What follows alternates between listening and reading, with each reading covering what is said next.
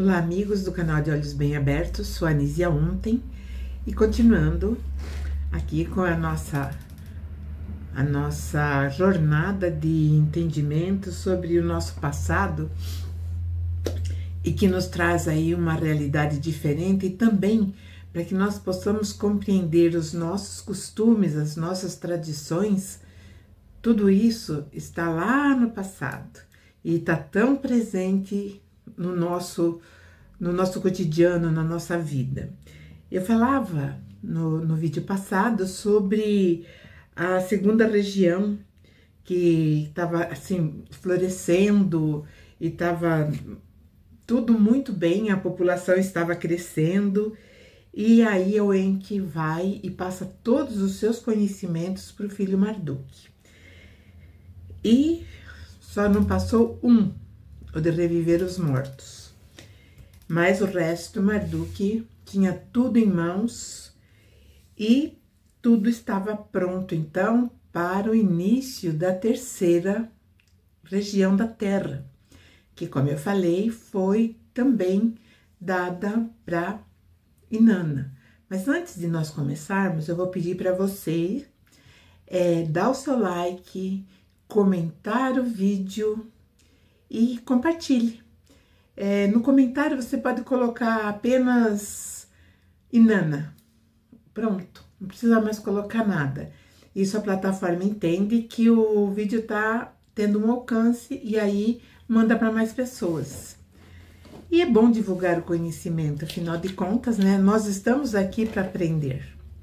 Então vamos continuar aprendendo, como bons aprendizes que somos, e porque nós precisamos também ampliar a nossa consciência, abrir a nossa mente, expandir a nossa visão em relação a nós mesmos e em relação a tudo que nos cerca, o mundo que vivemos. E assim, então, a Inanna, ela foi homenageada, como eu falei, né, ganhando do seu avô uma região. Lembrando que quando Inanna casou com Dumuzi, ela tinha também sido presenteada por um domínio. Esse domínio ainda ficava na primeira região. Isso vai ser muito importante, porque nós vamos ver que com o desdobramento das coisas conforme foram evoluindo, Inanna, ela vai ter um comportamento inesperado.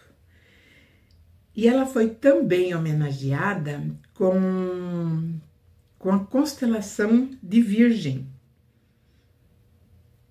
E além dessa, ela e seu irmão, que eles eram gêmeos, foram homenageados com a constelação de Gêmeos. Corria mais ou menos aí o ano de 3.000 anos antes da Era Comum, e quando a terceira região foi finalmente instituída.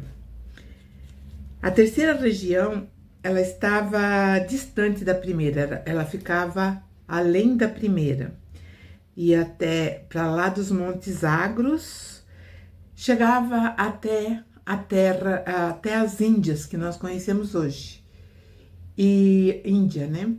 E esse lugar era muito bonito, ele era arborizado, localizado no vale de um rio sinuoso. Além do que, ali eles cultivavam cereais e também, lógico, os rebanhos de ovelhas, bodes, gado. 2 cidades foram fundadas ali, que hoje é possível até visitar as suas ruínas. São ruínas bem importantes porque elas contêm um segredo que mais tarde contarei. Ela é Mohenjo-Daro e Harappa, no vale do rio Indus, atualmente no Paquistão. Então, toda aquela região ali era domínio de Inanna. Enlil, que era o senhor do comando, ele decretou que Enki, o senhor da terra, criasse uma nova língua, uma língua diferente na região de Inanna. Como ele já tinha tido a experiência da Torre de Babel, ele receava, porque talvez ele conhecesse a neta muito mais do que a neta pensava. Então ele decretou e Enki realmente criou uma nova língua com novos caracteres e assim foi feito. Então nós temos aí mais um adendo de uma língua que não existia, isso 3.000 anos antes da Era Comum. Mas ele também não deu as fórmulas para a sobrinha neta. Então ele deixou que ela usasse apenas aquelas que ela tinha surrupiado dele. E aí a gente sabe que ali então vai ter um limite da evolução como um todo. E ela, Inanna, viajava pelas montanhas, pelos vales do Arata. Amava, porque ali tinham pedras preciosas abundantes, e ela amava essas pedras preciosas. E lá tinha um rei chamado Emencar, que cobiçava as riquezas da terceira região. E esse Emencar, ele era rei do Unuguki. E ele então, ele acreditava que por que ela quer tanta pedra preciosa? Então ele colocou um emissário e mandou a Arata, que era a terra de Inanna, exigindo tributo. Na verdade, ele achava que ela ia pagar o tributo a ele. Mas só que Inanna havia colocado um rei lá em Arata, e que era incapaz, ele não entendia o idioma do emissário de Emencar. E no ouvido desse rei, a fala do emissário parecia o zurrar de um burro. Ele não entendia nada. E aí, ele não sabia o que fazer, ele deu ao emissário um cetro. E nesse cetro tinha uma inscrição, só que também o emissário não entendia. E ninguém também, quando ele retornou, entendia o que estava escrito ali. E então Emencar falou: o que eu vou fazer? Planta isso daí, porque esse cetro ele tinha feito um tronco, sabe, alguma coisa de madeira, de uma vegetação, e ele então escreveu ali. Então ele falou: planta isso, não sabemos o que tem aí, então planta. E passou-se um tempo, 5 anos, e começa então a crescer um pequeno arbusto que vai virar uma grande árvore. E aí ele ficou pensando: o que será a mensagem desse rei de Arata, que manda aquela inscrição num tronco de árvore, e não estou sabendo o que fazer com isso. Então ele perguntou, porque ele era neto de Utu, filho de Enlil, então ele era bisneto de Enlil. Então ele vai e pergunta para o Utu para saber se por acaso o Utu saberia falar para ele o que estava escrito naquela inscrição. O Utu falou: eu não sei, então eu vou chamar a minha vó, a deusa Nisaba, que eu já falei sobre ela, porque ela era a deusa da escrita. E aí Nisaba ensinou o bisneto a escrever no idioma de Arata. Aí que ele foi entender a mensagem. O que estava escrito era submissão ou guerra. Olha só. E a resposta, então, foi taxativa. Inanna não havia abandonado Arata, porque Emencar achou que, como ela ficava viajando pelos vales, ela era a deusa, ela se intitulou assim, deusa. Então ela não precisava ficar ali como uma governante. Ela colocou um rei. E ela vai colocar outro rei mais tarde que vai ficar bem famoso. E dizia, né, também na inscrição daquele cetro que nunca Arata se submeteria ao Nugki. E aí evidentemente que o rei falou, o que eles estão propondo então é guerra. E eles decidiram então uma maneira diferente de guerrear. Cada cidade-estado elegeria o melhor guerreiro, e aquele que vencesse daria vitória à cidade, ou Nuguqui ou Arata.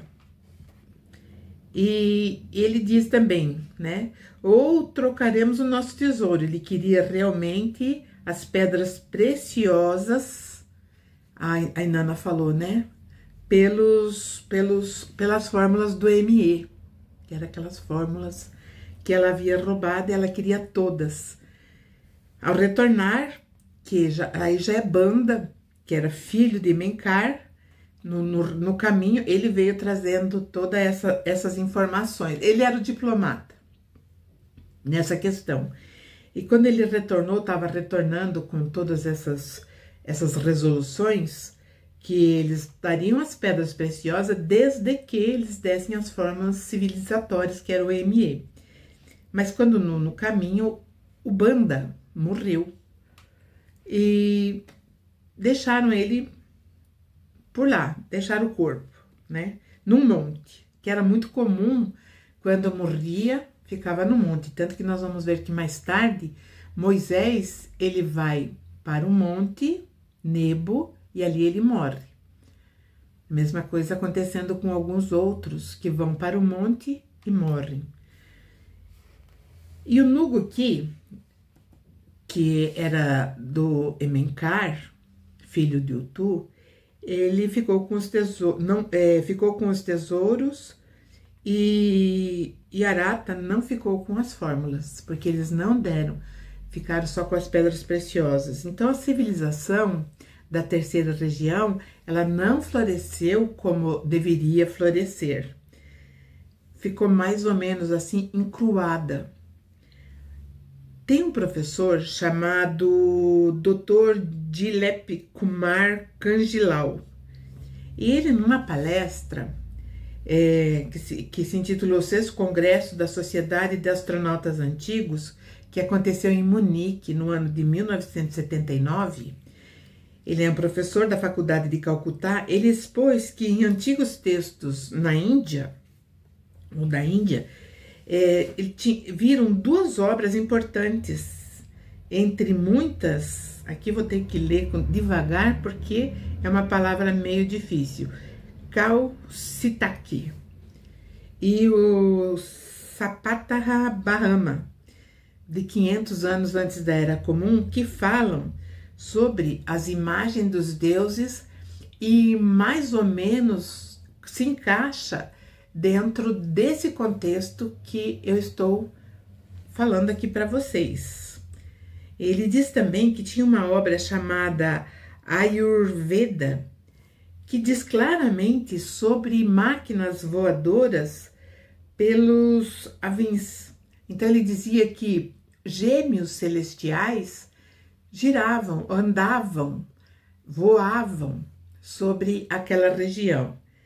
E lembrando que Inanna era gêmea de Utu, então provavelmente os dois andavam ali.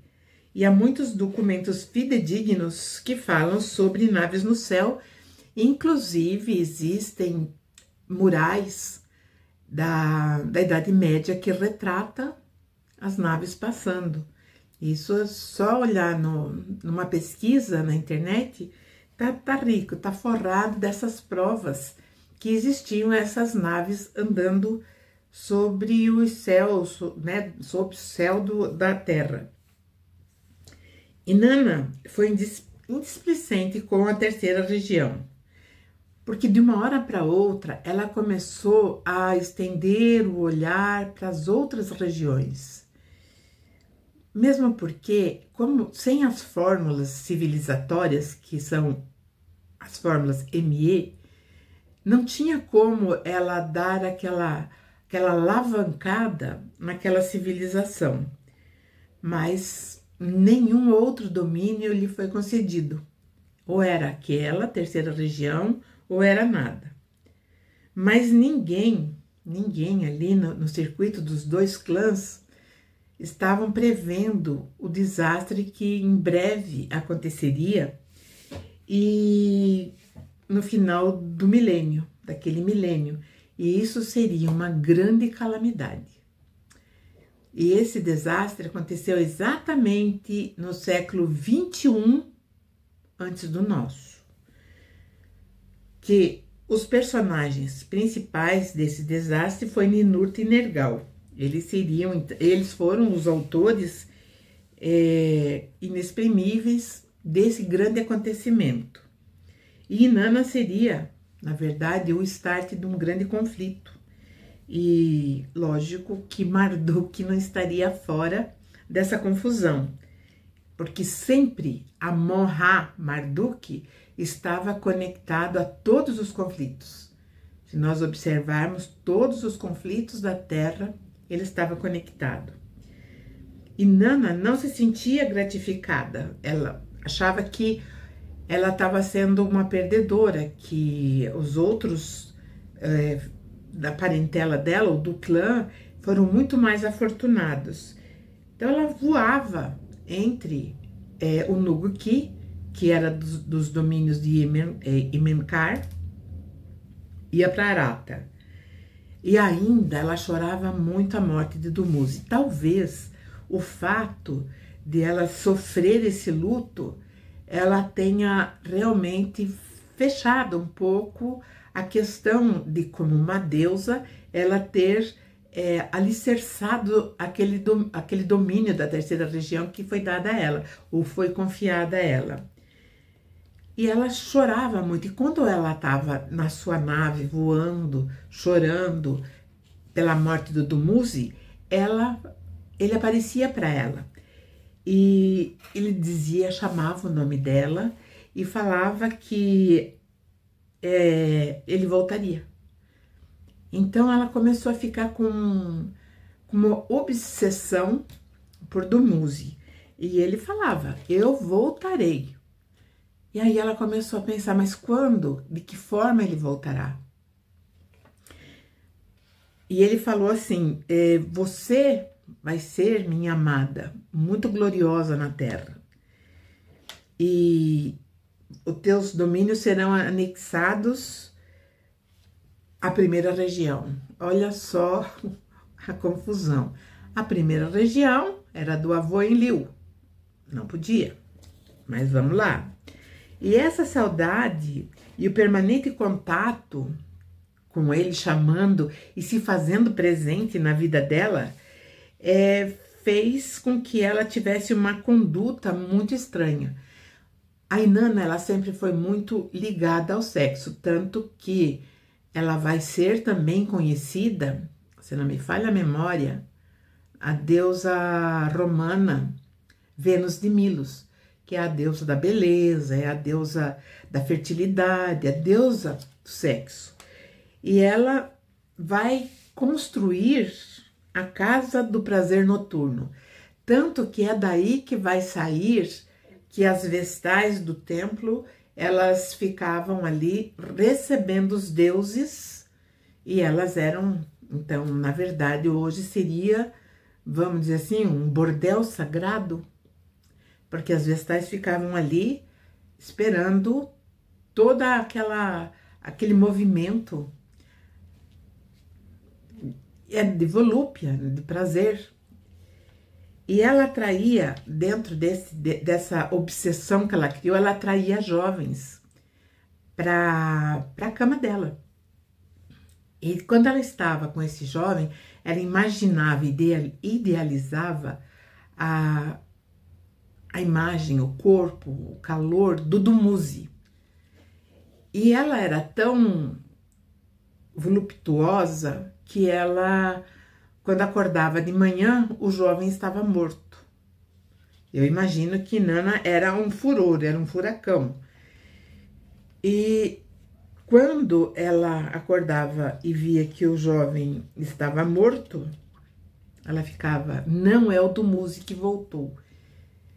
Então, acredito que ela tinha expectativa daqueles rapazes que ela se sentia atraída, ela achava que era o Dumuzi, não era.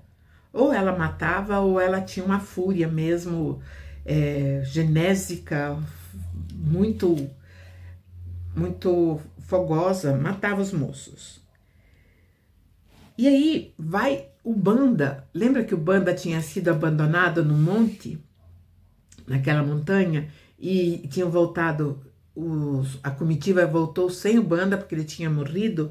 Na verdade, o Tu, ele tinha revivido o filho, porque eles sabiam como fazer esse, vamos dizer assim, essa retorno à vida. Hoje nós temos, na nossa medicina, nós temos aqueles aparelhos que fazem o coração, numa parada cardíaca, voltar. E isso já foi usado, esse aparelho que eles tinham, que era de uma tecnologia muito superior, foi usado quando eles voltaram, na expedição que veio a Niursag e as médicas, quando eles pararam em Marte, onde estava o Alalu, que já tinha morrido, que o Ankar tinha feito um túmulo para ele sobre pedra, e ele estava também desfalecido ou morto. A Niursag já usou esse aparelho e ele reviveu. Então seria como diz mesmo na medicina, fazer mesmo voltar através de componentes eletrônicos. E aí, então, isso foi feito com Banda, porque o pai dele mandou irem atrás do corpo do filho, e quando o filho estava ali, o corpo do filho, ele usa esse mesmo método que Marduk foi, vamos dizer assim, podado, ele não pôde ter. Então, Banda, ele volta e ele vai para Arata, adivinha? Aí, Nana olhou Banda e falou, muito bom, eu vou, né, ver se esse daí é o meu amado. E aí ela traz, né, a Banda para sua cama, e aí passa a noite naquele fervor.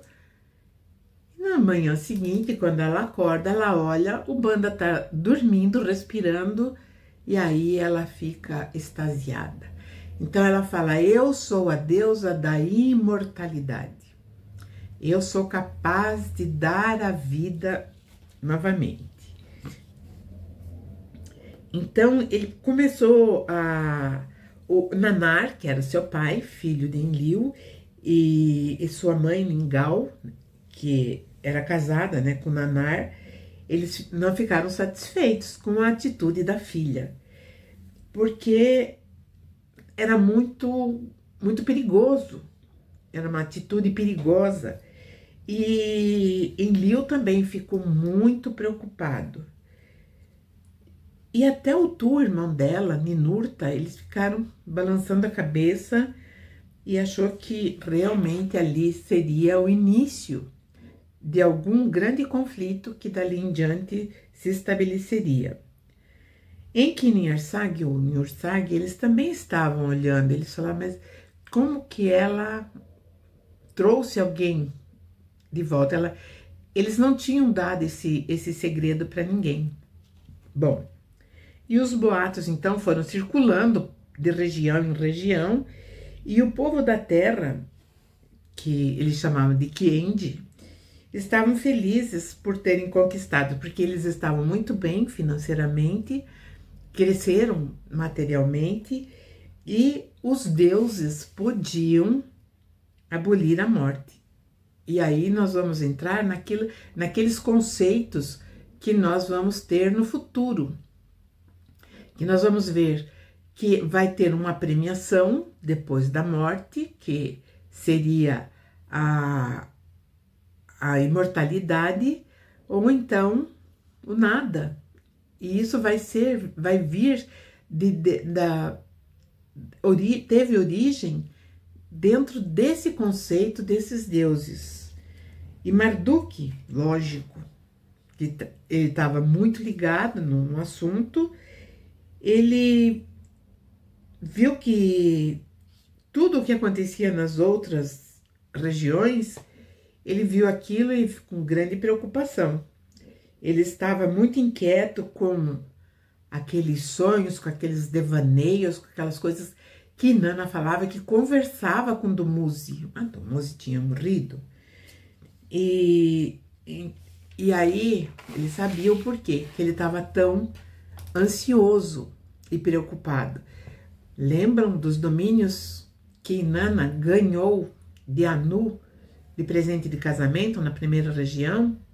Esse domínio era muito importante e Inanna estava requerendo o seu presente de casamento. E justamente era um domínio que Marduk cobiçava.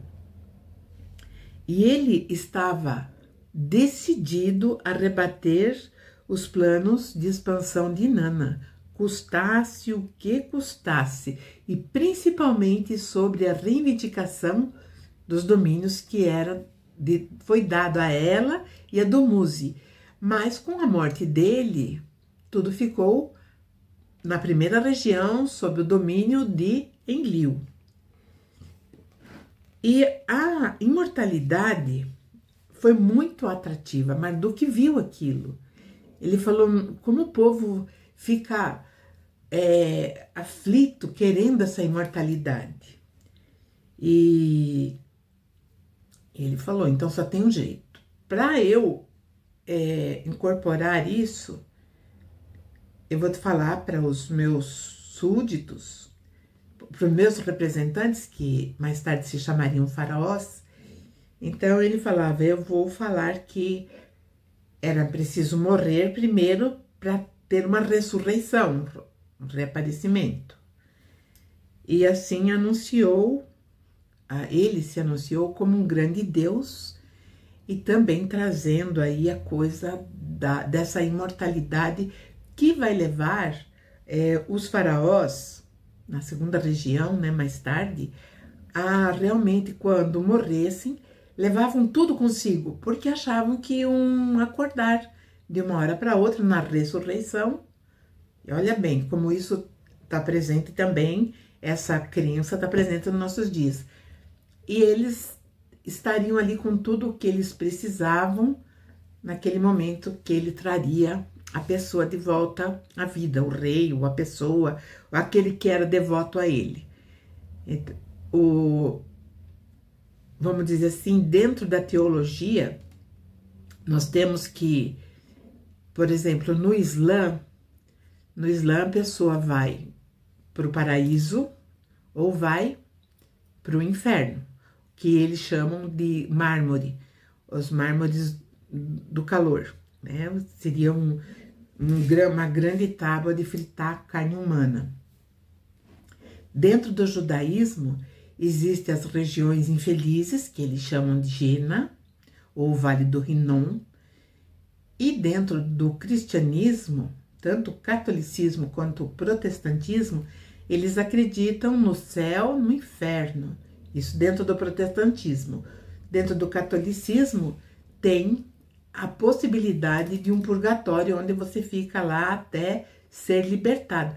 Dá para entender que a ideologia, a ideia, a semente de tudo estava aí? Continuamos, então, dentro desse contexto. E na segunda região, então, foi estabelecida essa imortalidade. E, como eu falei para vocês, né, os sacerdotes criaram, né, eles criaram um documento a respeito disso. Então, tinha um documento da imortalidade. E os escribas e aqueles funcionários, né, de alto escalão e os sacerdotes, eles detalhavam como era essa viagem para a outra vida e o retorno. E aí nós vamos continuar tudo isso no próximo episódio. Eu trarei para vocês o desdobrar desses fatos que vão realmente impactar toda a estrutura humana, da sociedade humana, tá certo? Agradeço a todos vocês que me seguiram até aqui e peço, mais uma vez, deixem seu like, compartilhem o vídeo e digam lá só a palavra Inanna. E pronto, é só isso. Então, espero vocês no próximo vídeo. Até lá, um grande beijo.